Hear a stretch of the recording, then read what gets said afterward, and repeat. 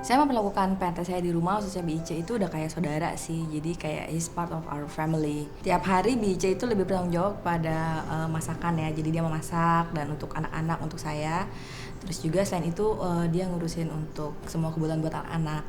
Jadi ada sarapan anak-anak, dia nyiapin, dia siapin baju anak-anak. Fasilitas yang saya berikan untuk PRT saya di rumah ada kamar khusus pribadi lah, kamar untuk mereka. Terus juga saya kasih TV supaya mereka bisa ada hiburan di kamarnya. Jasanya PRT buat saya itu khususnya BC ya, itu menurut saya tuh udah besar banget.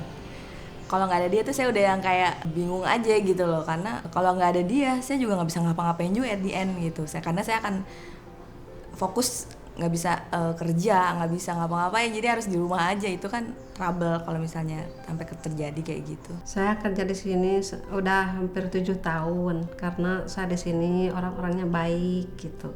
Masalah libur saya di sini nggak ditentukan gitu gimana saya maunya gitu ya, ibu pasti ngizinin gitu. Kalau saya di sini tugas saya ngurus anak-anak, ke pasar gitu, masak. Kalau salah ibu cuma negurnya gini, jangan gitu Bi, gini, nah gitu aja, cuman gitu aja, nggak pernah marah apa.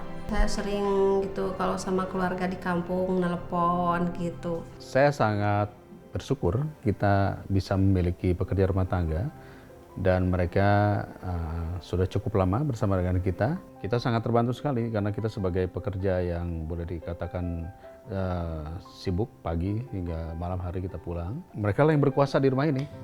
Jadi tanpa mereka kita pasti sangat sulit sekali untuk mengurus. Saya bekerja di sini diajak teman saya waktu itu. Ya, saya sering berkomunikasi dengan anak-anak saya di sini, keluarga saya semua di sini. Dan mereka sering main ke sini. Semua saya jalani dengan senang hati. Majikan memperlakukan saya baik seperti keluarga sendiri. Dan kalau saya punya sesuatu yang bekerja tidak benar, mungkin dia akan tegur saya tanpa dia harus marah-marah. Kadang saya diizinkan untuk ikut rapat atau kegiatan aksi untuk organisasi. Dia mengizinkan walaupun itu dalam jam kerja saya.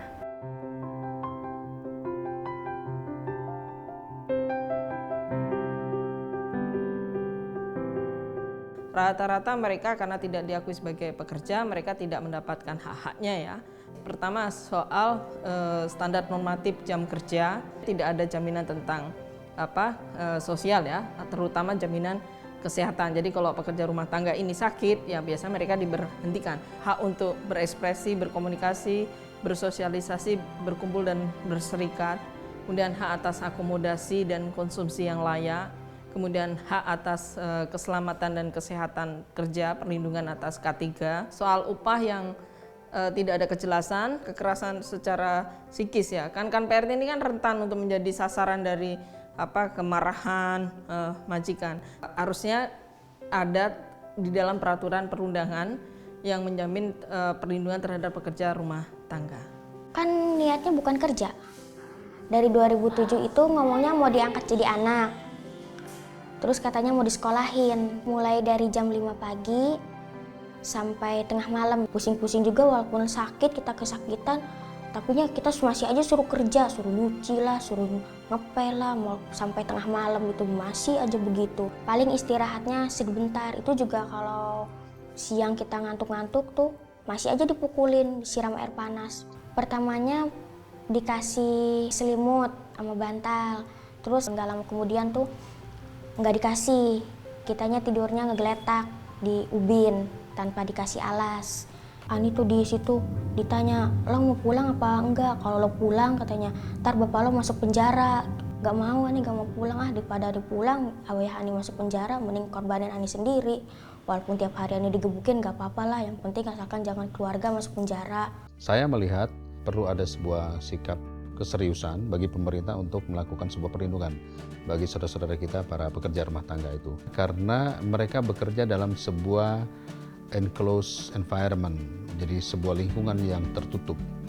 Dan banyak pekerja-pekerja rumah tangga atau mungkin di daerah-daerah perumahan, di apartemen yang bahkan pekerja rumah tangga itu tidak boleh keluar rumah. Ya, nah itulah biasanya terjadi hal-hal yang tidak diinginkan. Jikalau mau bekerja ya harus ditanya dulu asal-usulnya apa, pekerjaannya apa, kondisi rumahnya gimana, baik apa enggaknya, biar kita tahu, biar kita bisa berkomunikasi dengan orang tua, dengan sahabat gitu. Jangan sampai kayak Ani begini. Saya nggak dapat libur, cuman gajinya juga masih di bawah standar. Tolong jangan terima PRTA, pekerja rumah tangga anak atau yang di bawah umur. Saya untuk meminta hak saya, gaji saya dalam waktu 1 bulan itu susah, dia nggak mau ngasih. Jadi dia hanya ngasih tiga hari saja. Dan di situ kan harapan kita sebagai PRT, istilahnya kita mungkin udah pengen kerja sama dia lama, ternyata dengan nggak adanya kontrak kita nggak bisa nuntut dia apa-apa. Semoga saya mendapatkan hak-hak saya sebagai pekerja. Saya ingin jam kerja lebih teratur gitu. Namanya kan juga kerja gitu, semuanya harus ditanamkan penuh tanggung jawab gitu. Lagian selagi kerja nggak boleh neko-neko macam-macam lah gitu. Saran kita buat para majikan dalam melakukan hubungan kerja dengan pekerja rumah tangga adalah pertama, di awal harus jelas kesepakatan antara hak dan kewajiban. Yang kedua, perlu kejelasan dari para majikan kepada pekerja rumah tangga mengenai panduan kerja. Penting bagi majikan untuk saling menghargai dan menghormati satu sama lain dalam hubungan kerja dengan pekerja rumah tangga.